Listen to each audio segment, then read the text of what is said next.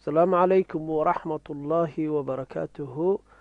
walaalaha dhammaan meel kastoo joogtaanba kusoo dhawaada janalkeenan ee wacyigelinta u badan doorashada wadanka netherland ka dhacaysa 2023 oo november oo mooran oo arbaca ah. berito arbaca doorashaa dhacaysa. fariinteeda waxay si qaas ugu socotaa dadka soomaaliyeed ee degan wadanka holland, gaar ahaan dadka gobolka Gelderland degan. dhammaantiinba haddaad wadanka holland degan tahay berito fadlan coday. waxaa u codaynaysaa waxaa waaye haddaad fiirisaa daqiiqada halkan waxaan rabaa inaan kula wadaago zoom in zoom out aan ka dhigo.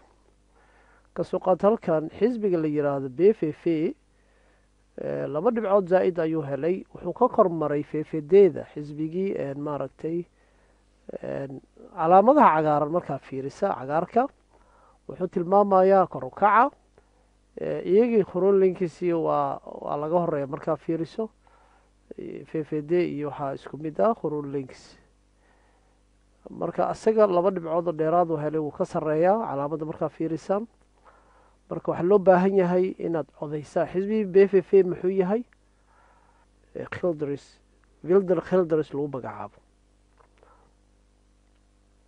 ninkaas oo reer feella ah oo taqaanaan waa ninkii filinka fitna sameeyey, waa ninka islaamka nacab, waa ninka aanan u aabayeelin miidiyaha, waa tan deentay hadda markii baarlamaanka la horgeeyay arrimaha dagaalka socda dood badan dhalisay la yiraahday haddii uu wilders uu sameeyo dadka kale maxaa loo eedeyn. marka xisbiga b f f cod dambeynta slot pilin vandaag ffd blijft nip alyir aankop ya. marka ciriiri ayaa hogaankay ugu haysaa 20 kursi ayay maraysaa.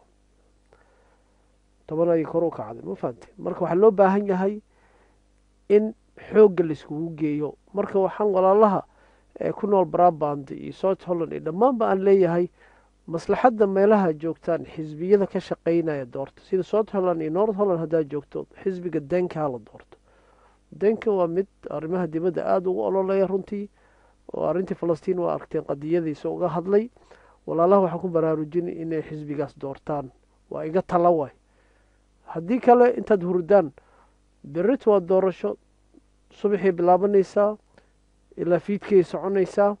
fadlan beri any janis ha hesho tag coday. kaarka codaynta qaado, shuruudda lagaa rabo baa dokumentigaada geey. haddaada imaan karina qof kaleo dariskaagii asxaabta u saxiix koobi dokumentigaada sii. intaasaad samayn kartaa. doorashadan maxay ka macno tahay? waxay ka macno tahay 12 gobol ee wadanka Netherland ayaa maaragtay la rabaa wax lagu magacaabo professional state in 12 province. marka faa'iido gaaray ku leedahay gobolkaaga magaaladaada. marka ha lagu dadaalo insha Allah anuu kusii dheeraanin. annaga haddaynu joogno gobolka Gelderland gabadhan ha loo codeeyo. gabadhan xisbiga khorolinks waay. khorolinks abril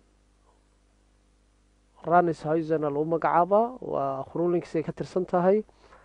waa gabar ku socota kursiga curyaamiinta. runtii shirar dhowraan ka qayb galay aniga shakhsiyan. kii ugu dambeeyay 14 bishaan ka qayb galay. ujeedada taa macnaheeda maaha ani inaan campaign u ahay, laakiin maslaxadda magaaladeena taalla xisbiga khorolinks ayaa anagu u codaynaa. sababtaan u codayna waxaa waaye waxay fududeeyaan dadka dhaqaalaha yar inay caruurtii istaajadii ay howl fiican ka qabteen. waxaa ka mid ah caruurtii iskoolka lagu siinayo quraacda. waxaa ka mid ah basaska dadka lacag la-aanta la siiyo oo magaalada baska waa free sanadkii oo dhan. bus abonnement wax la dhahayo social voting iyo howlo badan oo halkan kusoo koobi karin. ani siyaasi ma ihi, laakiin wixii ummadda maslaxad un baan soo gudbin insha Allah. walaalaha waxaan leeyahay haddaad joogto magaalada Arnhem, haddaad joogto Nijmegen, haddaad joogto gobolka Gelderland insha Allah gabadhaas liiskeeda waxaa lagu magacaabaa markaad tagto liiska khorolinks bfda markaad tagto waa xarafka 33 waay. liistiga 33 ama 3 u taqaanaan. liistigaas waa diriin deerta ha loo codeeyo. waqti ha la geliyo.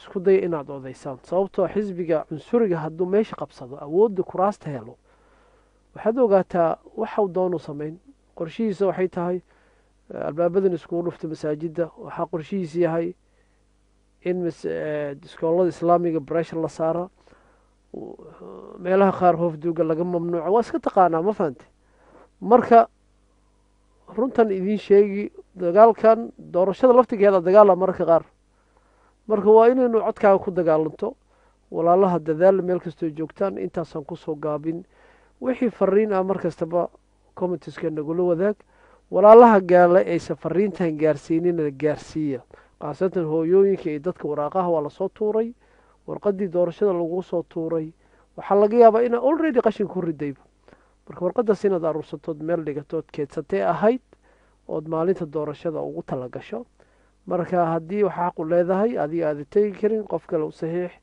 qofkaas dokumentigaada ha kuu qaado isagaasaa ku matalaya oo kuu codaynaya insha allah walaalaha meel kastoo joogtaanba waxaa idiin rajeyn insha allah guul